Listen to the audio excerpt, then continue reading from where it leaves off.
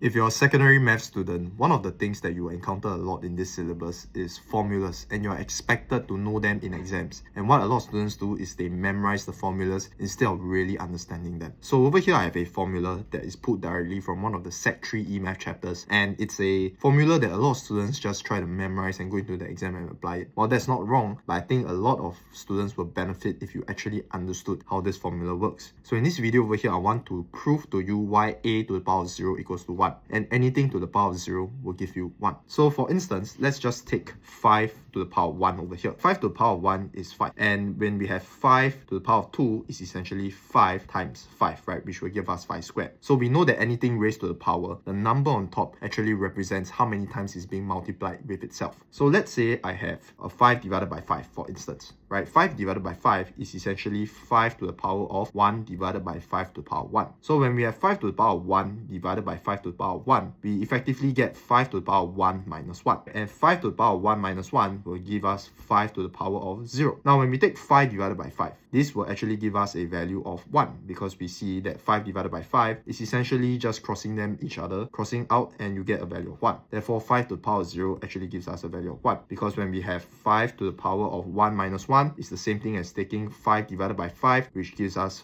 1. And therefore 5 to the power of 0 is 1, and anything to the power of 0, as you can see over here, will give us a value of 1. Okay, so it's very important that in math, you are able to explain this type of formulas to yourself in a way that you can understand it intuitively, so that in exams, even if you forget it, you can on the spot try to derive the formula yourself to use it in the context of the exam. And it's very important to develop some sort of intuition in math, because math is not just about memorizing formulas, it's about knowing how the formulas work underneath the hood so that you can apply them in exams confidently. And if you're looking to improve greatly in your math grades this year and get a good head start for the rest of your secondary journey, then make sure to WhatsApp this number over here, and I'll send you some details about my classes and how I actually conduct my classes at the tuition center. And if you're interested in joining any of my secondary classes or even my JC classes, I will therefore after send you the timings and location and schedule as well. So for more information, just WhatsApp this number here, and I hope that this video was helpful for you.